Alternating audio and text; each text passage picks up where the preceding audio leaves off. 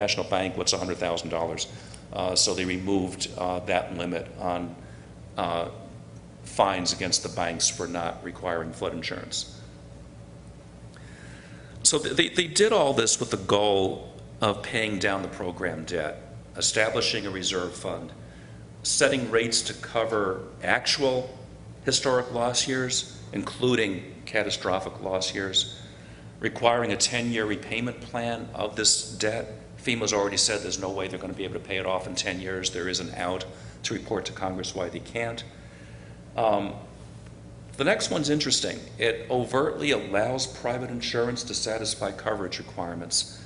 Private insurance has not been disallowed from doing this, but they haven't gotten into it. But it seems like Congress wants to encourage the private sector to start getting into the flood insurance program. With FEMA's rates going towards actuarial rates, though, what you'll probably see is some private insurance companies will think that they can compete with FEMA and maybe they can make a profit. My fear is that if they choose to do that, they're going to cherry pick. They're going to pick the least at-risk structures so that the most at-risk structures will stay in the federal insurance fund, making that even less stable than it is now. Another issue, not a big deal up here, but certainly with the hurricanes on the coast, there have always been issues with allocating damages between wind and water. Private insurance covers wind damages, national flood insurance covers water. You get a big hurricane, the house is gone. How do you figure out whether the house is gone because of the wind or because of the water? So there's Congress established a process to try to negotiate that. So the bottom line on this, the subsidies are going to be eliminated. This is going to mean big increases of cost for some property owners.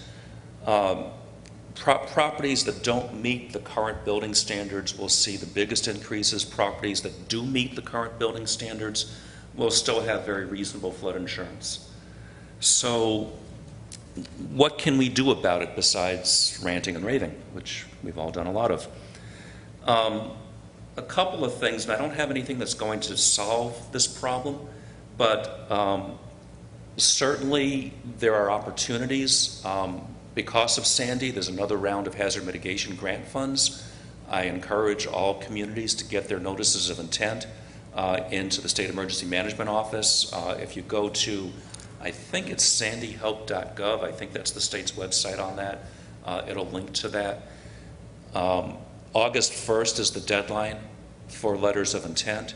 The applicant has to be a municipality or a county, and they look favorably on grants to elevate houses in place or to buy out flood-prone houses. There is a 25% non-federal match required.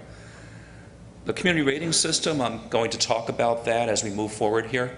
That is a program that FEMA has where municipalities who do more than the minimum standard can generate points towards flood insurance discounts throughout the community.